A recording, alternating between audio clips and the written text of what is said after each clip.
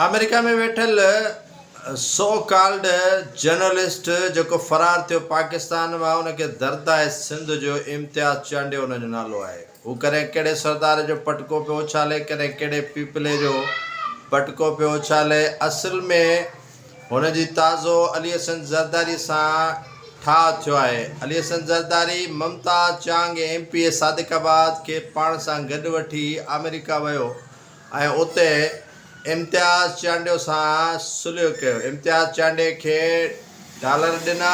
इम्तियाज़ चांडे खे चयो त मुंहिंजे ख़िलाफ़ु अॼु खां पोइ न लिखजांइ ऐं इम्तियाज़ चांडियो उन खां पोइ हुन जे ख़िलाफ़ु लिखणु बंदि करे छॾियो आहे।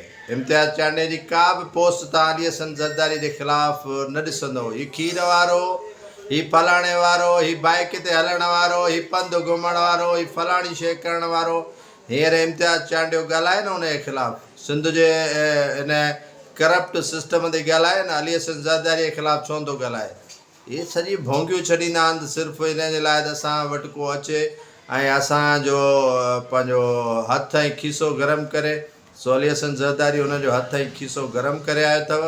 हाणे मजाल आहे जो इम्तियाज़ चांडियो तव्हां ई असांजे हक़नि जी का ॻाल्हि करे अमेरिका में। हाणे सैर सपाटा तव्हांखे ज़रूरु कराईंदो त हीअ घड़ी हेतिरे में पहुती आहे, हीअ टाइम हेतिरे में पहुतो आहे, हीअ वक़्तु हेतिरे में पहुतो आहे। मजाल आहे जो हिन जी माउ मरे जो हीअ लिखे सिंध जंहिं करप्ट अली हसन ज़रदारी जे ख़िलाफ़ु।